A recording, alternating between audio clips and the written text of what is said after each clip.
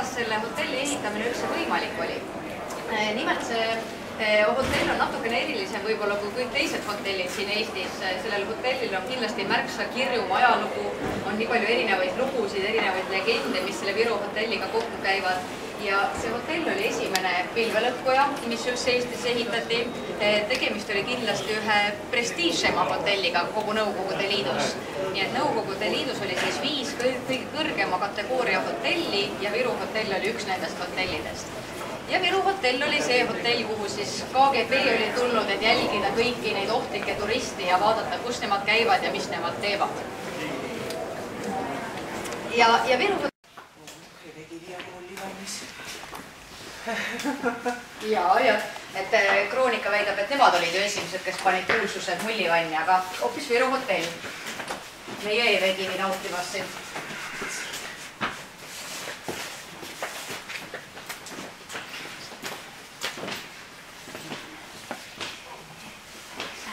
Ei saa ja siia lifti sõida.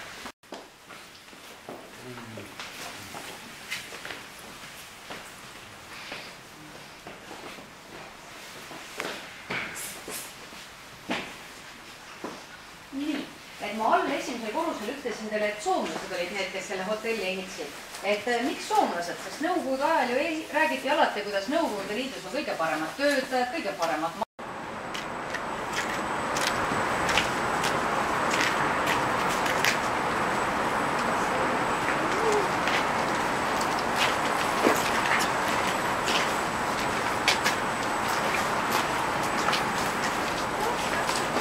ütlevad niimoodi, et need, kes nüüd on noored, neil on hea elu. Nii ja naa. Nii ja naa. Jah, just, et omal ajal, eks me siin suunad teil läksid koolist, oli kus elukoht, töö, kõik.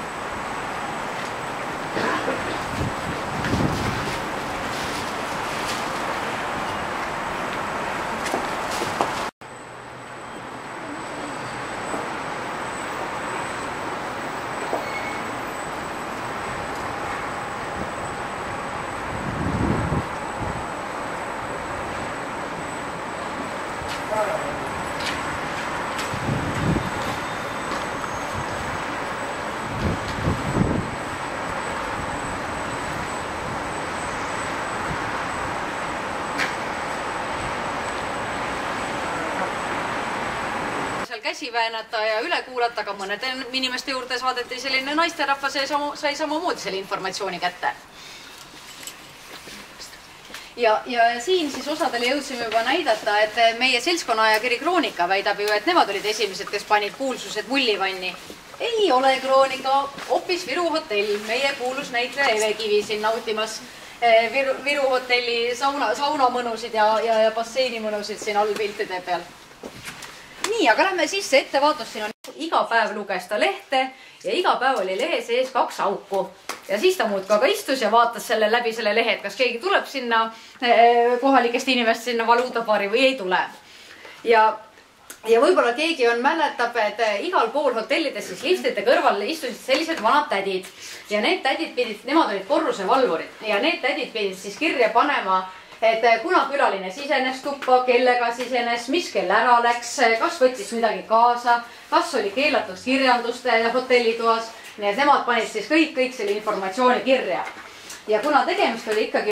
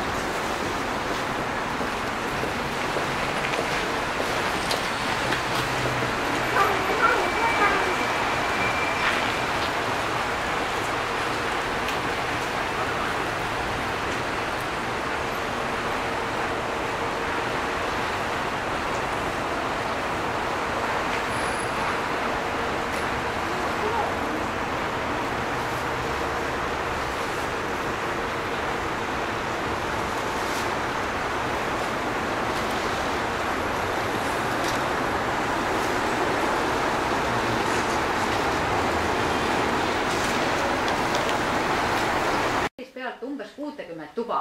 Ja kuidas see pealtkuulamine käis, siis kahe toa vahel oli põhimõtteliselt nagu elektripistik, seal oli niisugune kanal seina sees ja selle kanali mõlemas otsas oli plastmasskaan ees.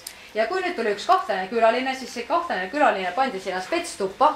Tema kõrval olevasse tuppa tuli KGB töötaja, võttis selle plastikkaane sealt augu eest ära, pani mikrofoni sisse ja oli väga lihtne kuulata, mida seal kõrvaltoas siis räägiti. Samamoodi olid mikrofonid näiteks saunades. Saunades olid need mikrofonid siis seinte sees, lagede sees. Samamoodi kuulati pealt näiteks restorane, et restoranides olid siis spetsiaalsed leivataldrikud. Need leivataldrikud olid paksemad ja seal oli mikrofon siis sisse ehitatud. Või näiteks oli spetsiaalne tuhatoos, jällegi ta oli paksem ja see mikrofon oli seal sees. Ja kuidas see süsteem siis toimis? Et kuigi välja näeb nagu jalgrattapump, siis see üldse ei ole mitte jalgratta.